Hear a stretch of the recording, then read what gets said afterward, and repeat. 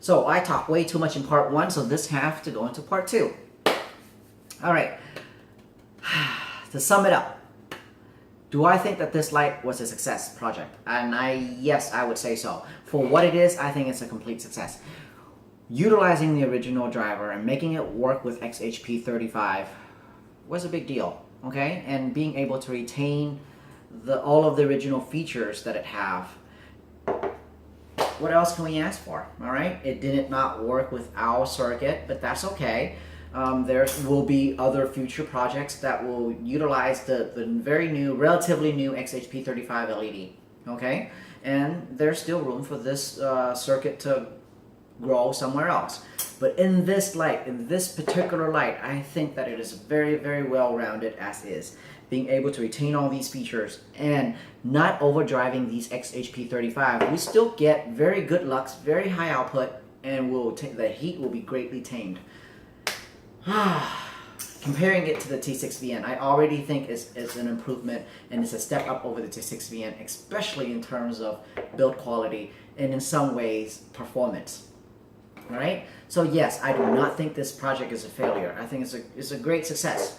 Just didn't work out with our circuit. Let's save this circuit for a future project where we can be driving something else. All right? There's still a lot of room for the arrow to play with in the XHP35 for the future.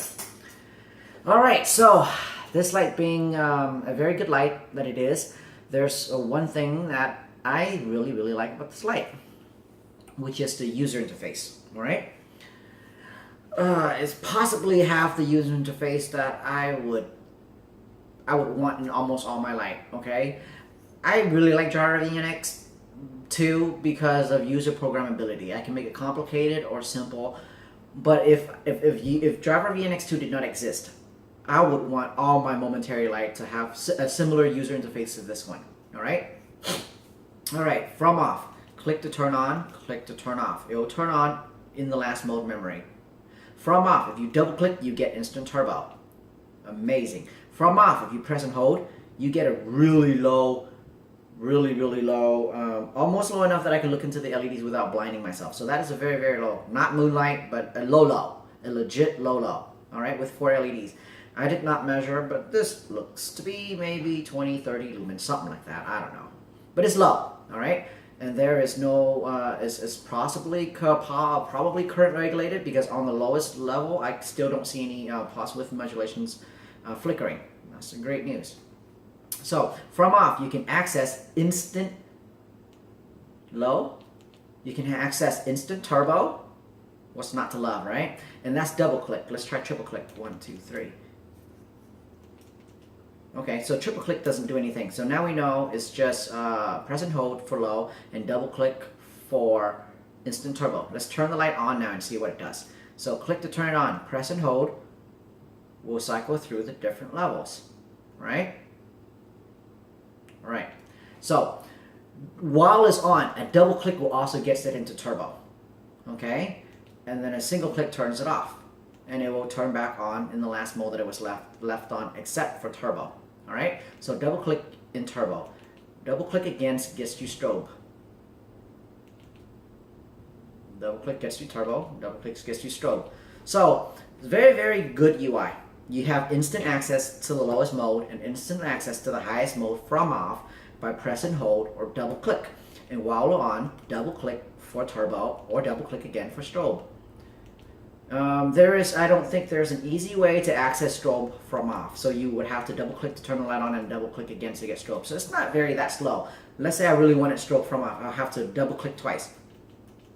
So there you go. It's not ultra fast, but it's fast enough to be tactical. See? But the key is to access instant low and instant high from off, and that's a plus. And even during high, if I want it to go instant turbo right away, I can just double click.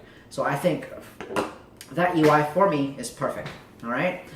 I think it has the user interface is very close to the Olight R50VN, which I favor the R50VN a tad bit more because I think the triple click actually gets you instant strobe from on or off. All right. So, but other than that, this user interface is really, really good. All right.